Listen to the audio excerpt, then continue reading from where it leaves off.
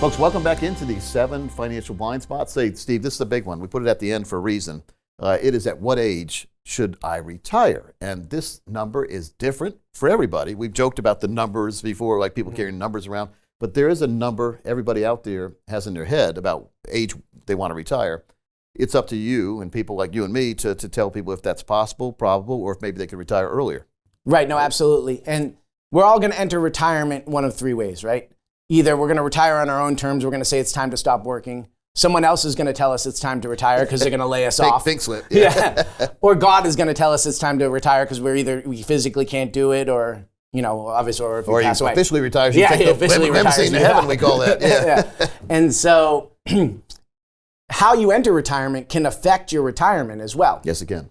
And so if you say you entered not on your own terms, you could sit around and be bitter, and then that could spiral into other problems. Sure. Right? So if you're just not getting up off the couch because you're angry about, and you're watching 8 hours a day of cable news. It builds momentum, and really then you become that. You become a couch potato like we heard about. And then that leads to health problems. Yes. It leads to all sorts of other problems. So you want to try and enter, no matter how you enter retirement, you want to enter it with a positive mental attitude. Good point. And so that's a critical thing. Yes. Now, in terms of the age that you should retire, it really gets back to what we talked about at the very beginning, that well-defined goal and what you want your lifestyle to look like.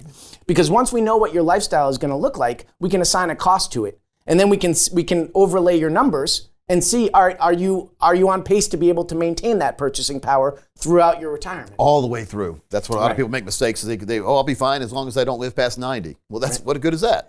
No. And actually, Monte Carlo simulations usually run to age 90.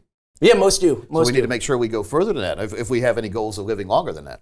No, absolutely. And the other thing, too, is that people will say, well, I'm not going to spend that much. Right? Well, maybe you won't, right? We all say. Right? But so when you're factoring in inflation, the number gets very big as you get closer to 90. And so it's, this kind of ties in all the things that we've been talking about today. Yep. And so if you're getting closer to 90, maybe you're not going out as much, maybe you're not traveling as much, but maybe you're consuming more medicine. And medicine goes up even faster than general inflation. All right, so what if we have new health advancements, coming down the road, and then you're going to live to age 150? And you didn't plan for that, right? So now, I know we do, I know you do, I know we do. We plan to retire and beyond. And we go to age 121 and beyond that, because our plans will not stop as long as you are taking breaths. And that's what you do, too. No, right? absolutely. Yeah.